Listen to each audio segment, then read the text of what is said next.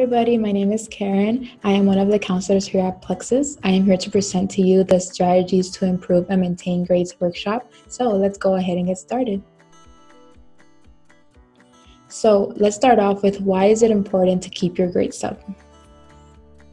Admission counselors value improvement. Let's say you did not do too well your first 2 years of high school, but you did amazing on your last few years. Admission counselors or representatives, they love looking at your growth and improvement. It makes you a good candidate for college applications. The better grades you have, the higher chance you have of getting accepted to your dream school. Scholarships. A lot of scholarships have academic requirements.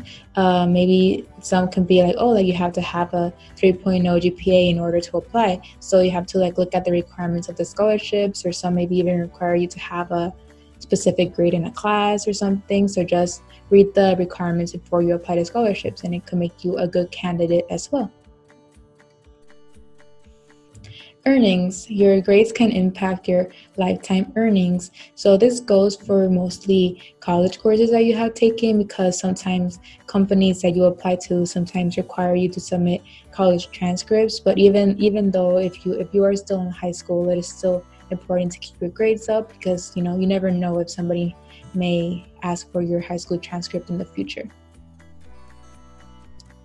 And of course, it's important to keep your grades up because you make yourself proud. You feel happier and you feel more confident you are doing well in school. Let's start off with tip number 1, which is study. So when you study, you feel more prepared, of course, and you feel like you really know the material. A good form of studying is in study groups, so you can talk with your friends to see if they are willing to devote some of their time into studying for a class or a test, and try to make this a regular thing. So maybe form a schedule with them, put it in your calendar, or do something like that so you can be able to form these study groups. Stop procrastinating. It is never a good idea to just cram the material the day before. Take your time with assignments and take your time in studying for an important exam. Explore your learning style. Try to explore the different study techniques that help you in memorizing the material, but that better help you in better understanding the material as well. Tip number 2, listen and participate in class. When you do, you will gain a better understanding of the material. Take good notes while you are listening to the teacher or professor. And it will also show the teacher that you are interested in the material. Tip number 3, ask for help. Form of help that you can get is tutoring. You can go ahead and hire a tutor for a subject you are unclear about. Ask your teachers, talk with a student, or explore online for someone that seems to have a good knowledge about the subject in which you are struggling. Office hours.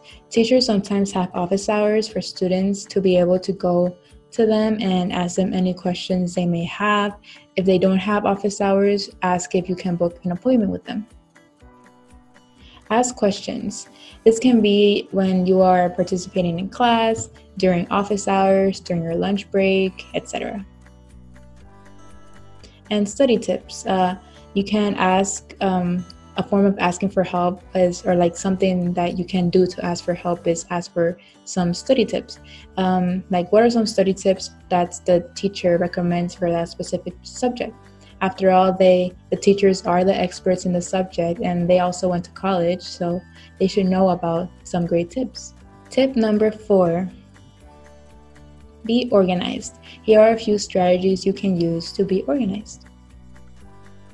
First, use a planner. This will help you in writing out your deadlines, knowing what is due when, important dates to consider, etc.